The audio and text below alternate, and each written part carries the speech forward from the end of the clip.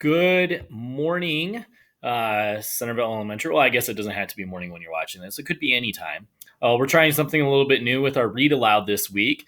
Mrs. Reed sent me this book on the computer. And so the Read Aloud this week, you're actually going to be able to follow along with me right on the screen as we read this book. So this book is called Jasper and Tabitha Play a Trick on the Coronas, which might sound very familiar to a word that you probably all heard, boys and girls, lately, which is coronavirus. And so this book actually is written by a doctor who wrote this book to help explain to his children about what the coronavirus is, how it works, and what's really going on in the world with it. So I'm going to read this story. I hope that you enjoy it, but you also learn some things, as I did, actually, by even reading this book. So again, it's called Jasper and Tabitha Play a Trick on the Coronas. And it's by, the doctor's name is Taylor Purvis, who wrote the book. And of course, we have the permission page, and it is dedicated to Jasper and Tabitha, which I believe is his children. This is the foreword. So it says, "Hello, friends. Dr. Purvis here. You have probably noticed a lot of strange things going on lately. No visiting with grandparents, empty playgrounds, people wearing masks, staying home all the time, and no school. It's all because of a little pesky creature named Mr. Corona.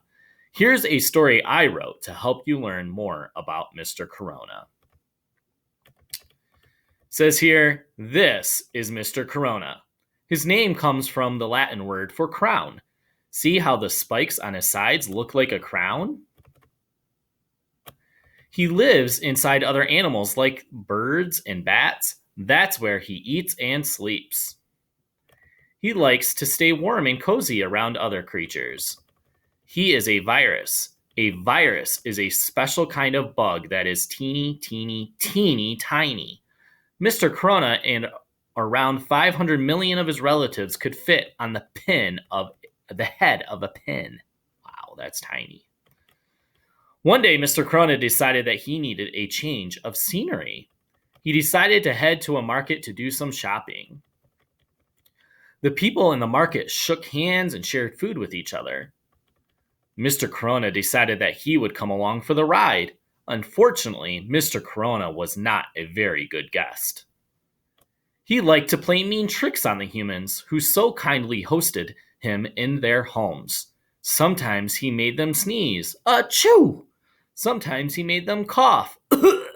Sometimes he made them have fever.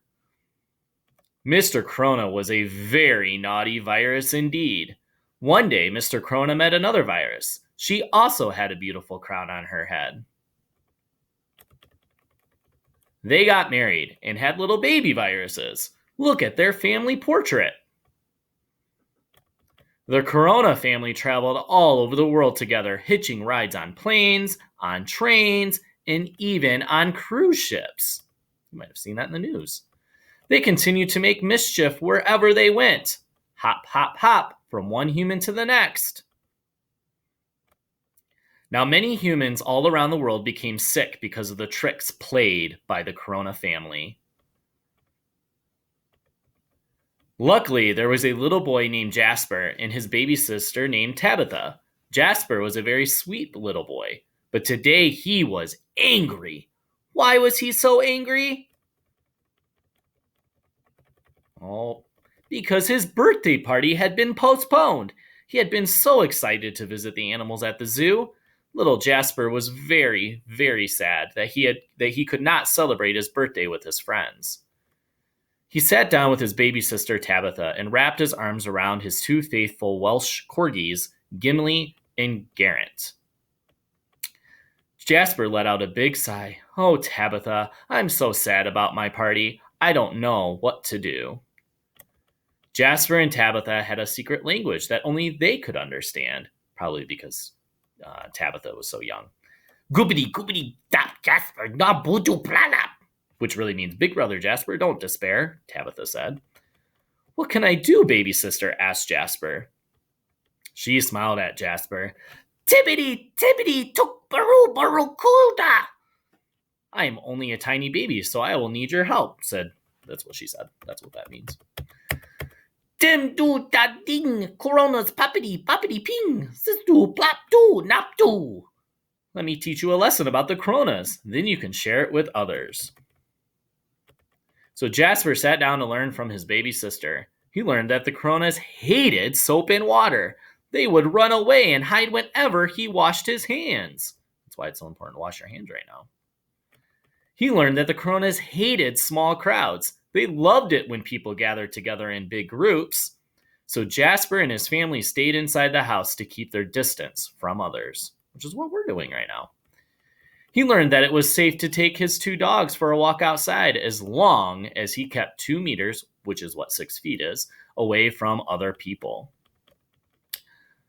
Mind the gap, he warned other walkers. Jasper then wrote a letter to all of his friends telling them how to play tricks on the coronas. And here's what it said. It said, wash your hands and your baby sister's hands. Stay 2 meters or 6 feet away from other people when outside. Stay home from school. Cover coughs and sneezes. Eat food at home. And keep hands away from your face and your sister's face. Slowly, people all around town began listening to Jasper and Tabitha and started playing their own tricks on the naughty coronas. Doctors and nurses wore masks to protect themselves and keep from spreading sickness to patients.